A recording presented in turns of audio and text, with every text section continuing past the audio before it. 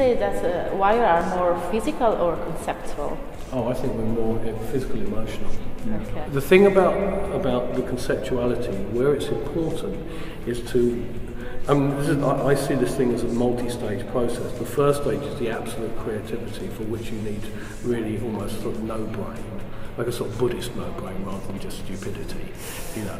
And it requires just do, and then you need to think about what it is that you did, because lots of people can do. Lots of people are really talented actually, but the artist is the person who says, yeah, that bit's good and that bit's not quite so good, and actually that bit's rubbish, you know. And you've got to know the difference. If you don't know the difference, and then what you do with what you have, that's where the intellect comes in. That's where, you know, some of the concepts from art school, you know, of being able to think through ideas and try and not particularly conceptualize, but be logical about what your work means. I was wondering if there have ever been, maybe in the past, a bad side of being software runner.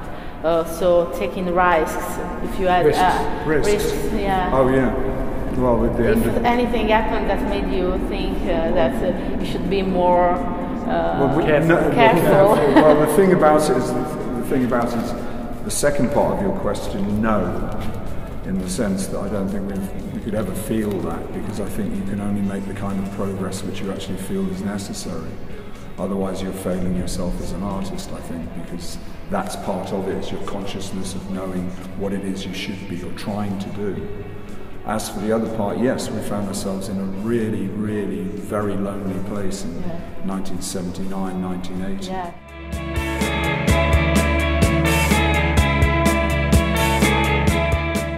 I think that in 1977, just a few bands coming from the punk scene realized that punk was not going anywhere, more or less, or it was failing somehow. I'm thinking about Our Devoto, for example, who has changed completely. So what made you realize that it was going that way? The thing is that we'd also lived through the 60s. Yeah. And, you know, the thing about the 60s was, you know, like, you know, you'd have a band, they were all mods, okay? 2 weeks later, they were all hippies. Nobody batted an eye. They changed it into so everything. You knew that musical start, you know, just go through the early 70s. I mean, it started with, you know, what was cool in 1970 was completely different. By 1974, everything had changed.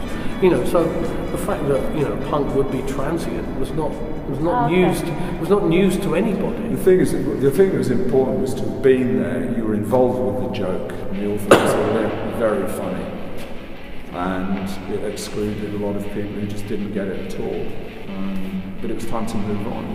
Would you say that your attitude is still that kind of attitude of doing all by yourself, or do you feel part of a business somehow? Well, of course it's part of a business. I mean, you have to, I mean, any artist, and I think that the YBAs, especially Damien Hirst, totally nailed that in the 90s. They made the point very strongly, look, we're artists, we need to communicate with our own audience, and we need to see the business of doing that. It doesn't mean doing some kind of stupid thing of just becoming some boring business person.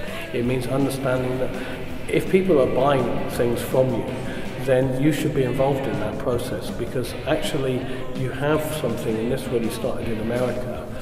There's an audience out there for music, and they rather buy from the artist than from a big company. And there's quite a lot of people who think like that. They want to buy something on a small label, or they want to buy at shows, or they want to buy direct from the artist, or the artist label, or something like that, because they see that connects better with the artist. And of course, the economics of it is completely different. This, for somebody like us, we can survive as a business flying completely underneath what a major label can sell.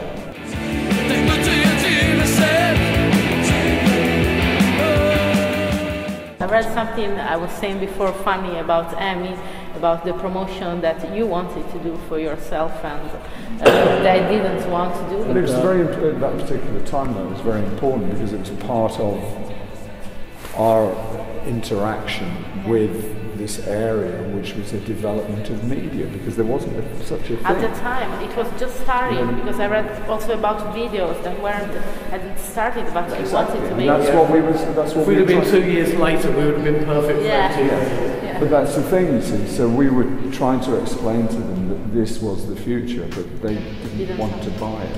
Can you tell me briefly what is post-everything? Post-everything, unfortunately, post-everything doesn't exist Not anymore. existing anymore. It was. Well, actually, the original term post-everything was Malka's term because there was post-rock. Okay, And yeah, sure. we had this idea of a style of music that was post-everything, so that, in other words, completely modern.